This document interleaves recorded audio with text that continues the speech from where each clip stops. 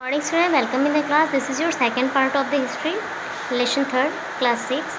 इस वीडियो में आपसे इन्वेंशन ऑफ व्हील कैसे हुआ इसके बारे में बताने जा रहे हैं। न्यूलिथिक एज में ही सबसे पहले व्हील का इन्वेंशन हुआ था। स्टार्टिंग में जैसे हमने बताया आपको कि फायर का इन्वेंशन ऑलरेडी हमने लास्ट स्टेज में पढ़ लिया था। इस स्टेज में हम व्हील का इन्वेंशन देखेंगे। एक बार अर्ली ह्यूमन जो थे उनको ऑब्जर्व हुआ कि क्यों ना रोल जो स्टोन है या लॉग्स है उसको क्यों ना हम व्हील बना दें।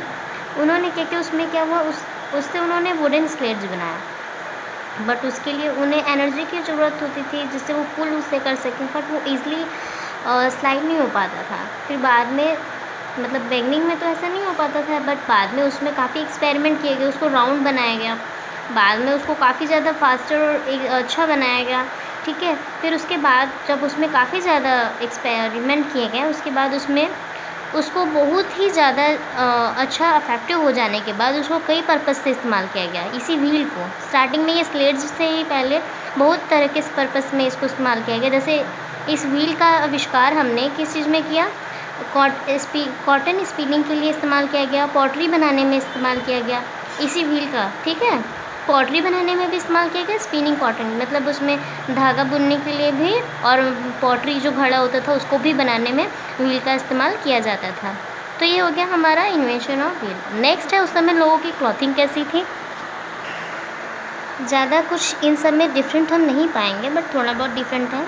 इस एज में भी ये लोग लीव्स मतलब जो है पहनते थे, एनिमल स्किन पहनते थे। बट अब इन लोगों ने, चूँकि मैंने बताया अभी कि कॉटन बनाना शुरू कर दिया था, तो अब इन लोगों ने काफ़ी अच्छी मतलब मात्रा में कॉटन क्लॉथ्स भी बनाना सीख लिया था इस एज में। ठीक है, अच्छे से धागा बनाना सीख लिया था और वो वीविंग भी सीख लिया था। तो इस एज में हम पहली बार इनकी क्लॉथिंग में भी देखते हैं कि न्यू जनरेशन में इन लोगों ने क्लॉथिंग फॉर्मेशन कर लिया था। ठीक है, नेक्स्ट पॉइंट आता है रिलीजियस एंड ट्रेडिशन, मतलब इनकी पूजा पाठ में इनकी आस्था कैसी थी ये जान लेते हैं। तो मैं जैसे कि हमने बताया कि लोग सेटल लाइफ जीते थे, मतलब एक जगह स्थान पर रहते थे, तो इसलिए इनको नेचुरल फोर्सेस से काफ़ी डर लगता था। जैसे ये लोग हमेशा विंड, रेन, लाइटनिंग इन सब से काफ़ी डरते थे, यानी कि हवा, बारिश और जो बिजली चमकती थी, काफ़ी ज़्यादा आंधी तूफान वगैरह से काफ़ी डरते थे। इसलिए पूरी तरह से ये लोग नेचर पे यानी कि पूरी तरह से प्रकृति की पूजा करते थे। उनमें प्रकृति देवता में इनके सूर्य, चंद्रमा, तारे, ये इन सब की पूजा करते थे। पृथ्वी की पूजा करते थे, प्रकृति की पूजा करते थे, पेड़ पौधों की पूजा करते थे, ताकि वो उनके ऊपर किसी भी प्रकार से कोई प्राकृतिक आपदा न ला दे, है ना। तो ये हो गया उनकी पूजा पाठ की आस्था।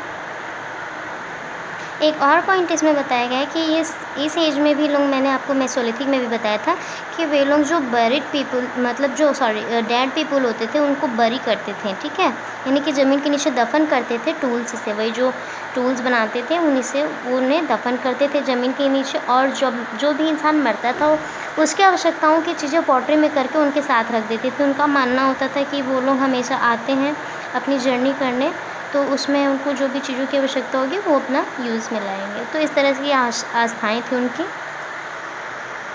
आर्कियोलॉजिकल एग्जामिनेशन मतलब कि खोज में कहाँ कहाँ इनके अवशेष कहाँ कहाँ पाए गए। तो इस खुदाई के अनुसार पता किया कि निथोलिथिक जो एज थे वो अलग अलग जगह पे हमारे इंडियन सब कॉन्टिनेंट के कई पार्ट में पाए गए, जैसे कि नॉर्थ वेस्ट में पाया गया है, नॉर्थ ईस्ट में, और भी साउथ में बहुत जगह पे हमारे न्यूलिथिक साइट पाए गए हैं इंडिया में। हमारे इंडिया के इन सभी एरियाज़ में न्यूलिथिक एज के साइट देखने को मिल जाते हैं। यहाँ पे हम आपको इमेज दिखा रहे हैं न्यूलिथिक साइट्स हमारे इंडिया में। न्यूलिथिक साइट के मॉडर्न नेम्स देख लीजिए। यहाँ पे हमारे पाए गए थे, देखिए हमने बोला साउथ वगैरह में सबसे ज़्यादा पाए गए थे, और इस एरिया में देखिए यहाँ पे पाए गए हमारे न्यूलिथिक साइट, बट सबसे ज़्यादा जो एरिया देखने को मिला है वो साउथर्न में है। नॉर्थ ईस्ट में भी बताया गया हमने, देखिए नॉर्थ ईस्ट में। ठीक है, तो इन सभी एरियाज़ में हम लोग न्यूलिथिक साइट देख लेते हैं। सो आई होप आपने इस चैप्टर को अच्छे से इंजॉय किया होगा। ठीक है।